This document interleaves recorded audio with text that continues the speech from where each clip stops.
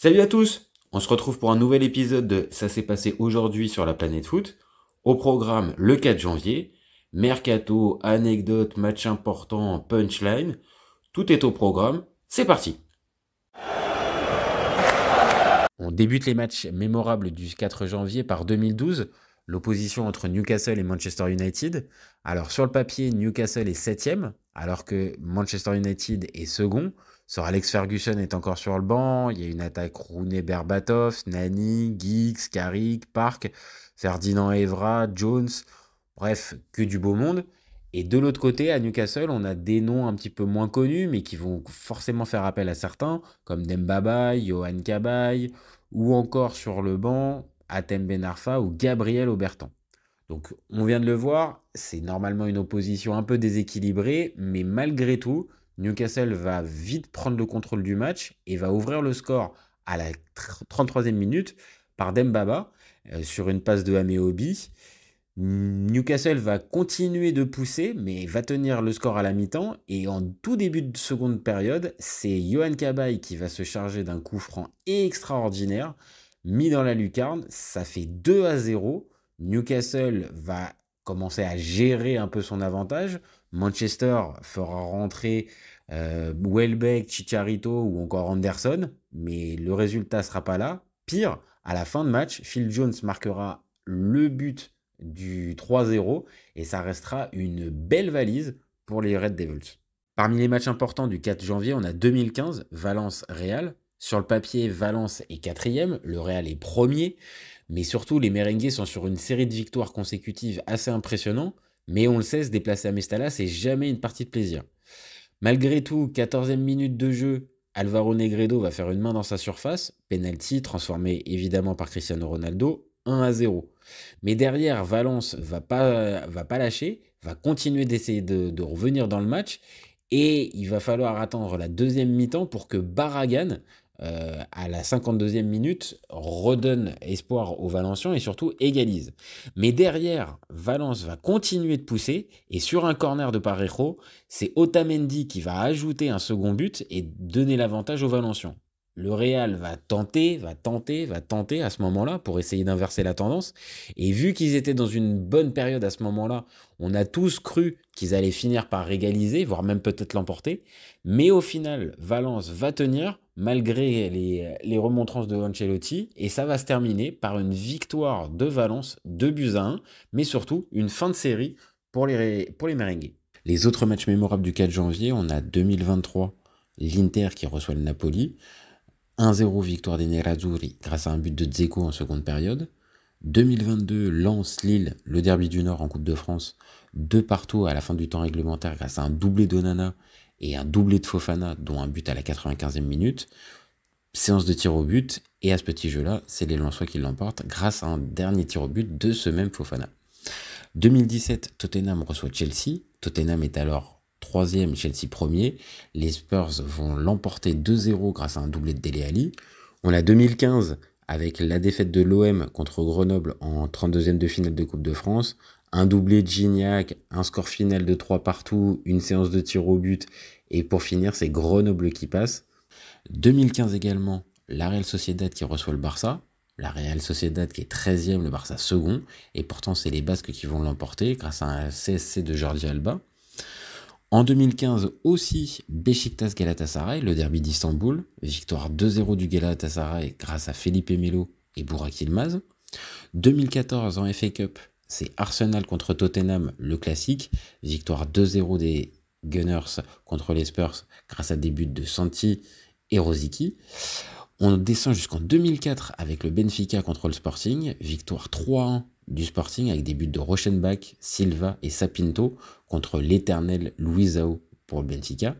Et enfin, en 2004 aussi, Santander-Barça, le Barça qui avait déjà un Ronaldinho dans ses rangs, mais c'était pas encore la belle époque, la grande époque du Barça. Victoire 3-0 de Santander grâce à des buts de Delgado, Reguero et Guerrero.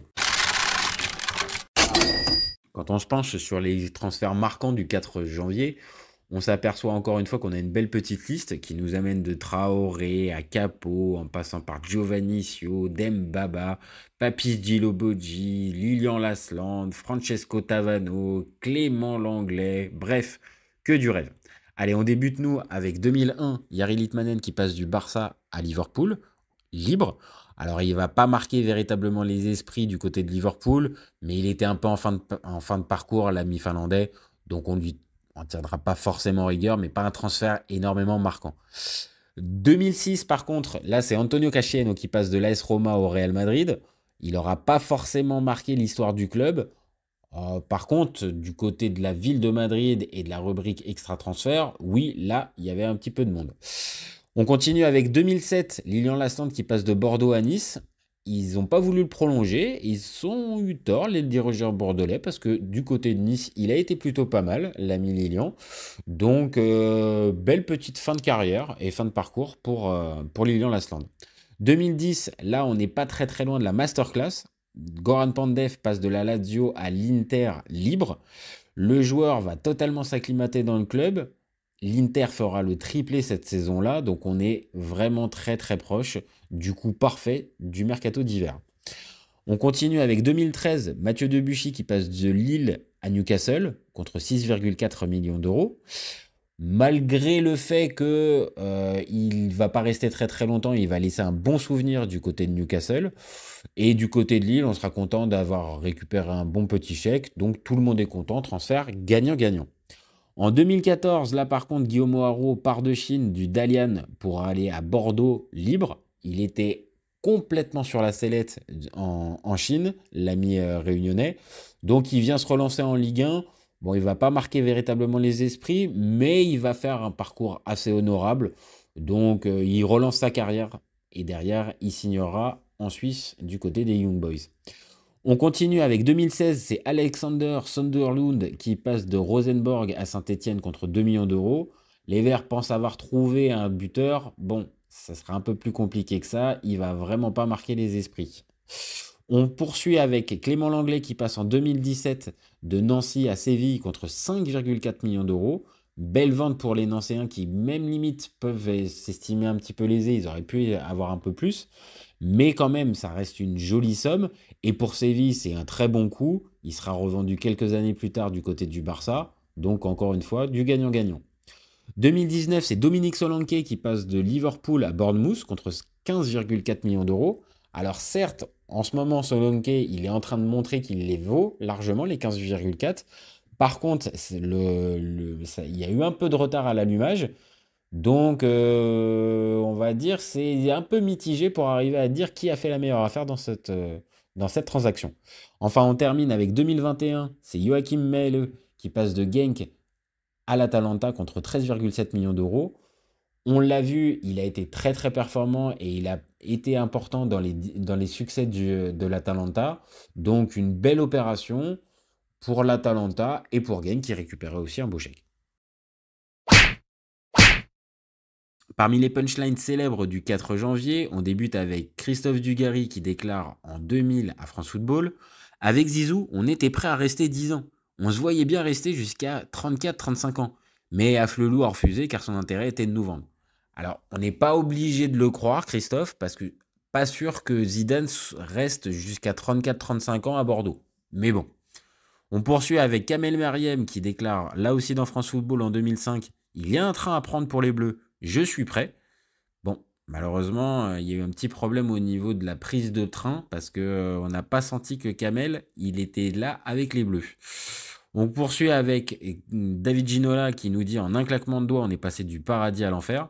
Il fait référence à la catastrophe du tsunami qui avait eu lieu en 2005. Il était sur place. En 2012, c'est Uli Hoeneß qui nous dit bientôt aux infos, ils parleront d'abord de la blessure de Schweinsteiger, et après du retrait de Poutine. Bon, c'est vrai que c'est une façon de voir, mais il n'a pas forcément tort sur ce coup-là, l'ami Uli. On poursuit en 2011 avec Xavi qui nous dit Mourinho ne restera pas dans l'histoire. Bon, alors c'était un peu osé, et quelques années après, on peut se dire que Xavi, il s'était un peu gouré sur ce coup-là.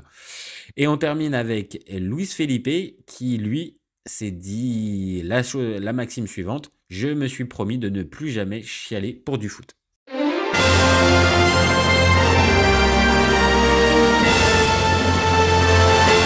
Ça s'est aussi passé le 4 janvier. On débute avec l'année 2000. France Football qui sort son fameux Les 100 qui feront l'an 2000. Ils mettent en premier Jérémy Aliadière. Pas forcément une nez creuse sur ce coup-là, France Football. En 2000, on continue avec Louis van Gaal qui écarte Rivaldo de la reprise de l'entraînement. 2003, c'est Lyon qui se fait sortir en 32e de finale de Coupe de France 1-0 par Libourne Saint-Seurin. En 2007, TPS et CanalSat s'allient pour faire plier Canal+ dans les droits télé. 2007 encore, Paul Le Guen est viré de son poste des Glasgow Rangers. 2012, c'est Marco Reus qui annonce qu'en fin de saison, il quittera le Borussia Mönchengladbach pour aller au Borussia Dortmund. 2014, c'est Ludovic Joly qui qualifie Chasselet contre Istres, là aussi en 32e de finale de Coupe de France. En 2019, Ribéry va se faire une escalope alors et qui va faire grand bruit avec Salt Bay. En 2019 aussi, Niklas Bentner va jouer avec un bracelet électronique. Et enfin, on termine en 2023 avec le match entre Intercity, club de Division 3 espagnol, et le Barça. Score à la fin des 90 minutes, 3 partout. Il faudra un but d'Ansu Fati dans les arrêts de jeu, dans la prolongation, pour donner la victoire finale du côté du Barça. Enfin, on termine avec l'anniversaire du jour. C'est Mikhailo Mudryk qui est né le 4 janvier 2001. Et voilà, c'est fini pour l'épisode du 4 janvier. Alors, si t'as aimé, tu sais ce qu'il te reste à faire. Tu likes, tu commentes, tu partages. Et surtout, tu gardes en tête qu'au FC Copain, on est ouvert toute l'année. Ciao les copains!